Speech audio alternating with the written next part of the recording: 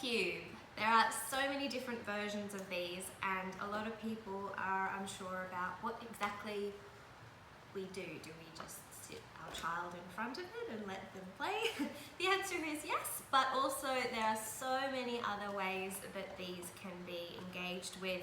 It's a perfect example of open-ended play, and there are so many options and possibilities for cognitive development. This particular one, it's a 5-in-1, so we've got 1, 2, 3, 4, and then a magical 5.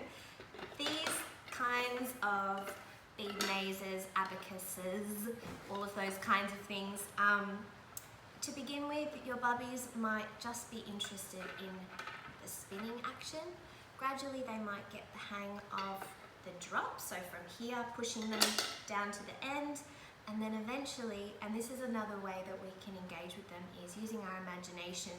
So perhaps this is a train, perhaps these are rings around Saturn, perhaps these are little people who are chasing each other to the end of the race. But all of these kinds of things are open to your imagination, really. And in this particular case, we can then pop it the opposite way, and then we have a lovely hole to drop things into. So this one is all to do with spatial reasoning, spatial awareness, which is actually activating the maths part of our bubbies' brains. And we have these gorgeous little animals, which on their own are fun. So of course we can talk about what color it is, what is the animal, line them up, arrange them, what noises do they make? But then these also, can we make it fit? Or yes, it goes all the way in, and then it makes a great noise, which is also super fun. We have 4 other sides to this cube though. This cog side is a great one for really even quite young bubbies, even if they're practicing tummy time or still getting the hang of sitting. It's a lovely way to distract them for that little bit longer, help them with that posture as they're playing. And of course this one is also about hand-eye coordination. Can we put our finger in and then, oh, we can make it go around and around and around. On this side we have a lovely maze.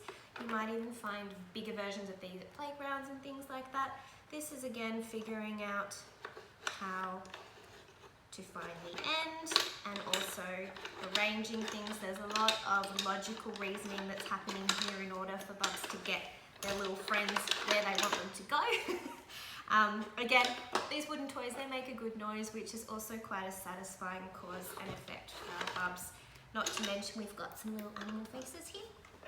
On this side, this is another great one that's quite fun for even really little bubs, because who doesn't love flicking things and just making them go around and round? But we have, of course, colours, numbers, and we're also looking for matching the sides. So we've got all of these beautiful shapes here, and then around this side we've got the numbers, and can we make them stay, which can be a bit tricky.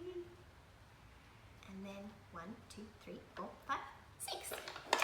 The final side is of course the puzzle side. You might be surprised at how early your bubbies are able to enjoy things like shape sorting and puzzles. These kind of ones are great because we can be figuring them out, helping them deal with that frustration, but then of course the celebration when it fits and we get it. Which way does it go?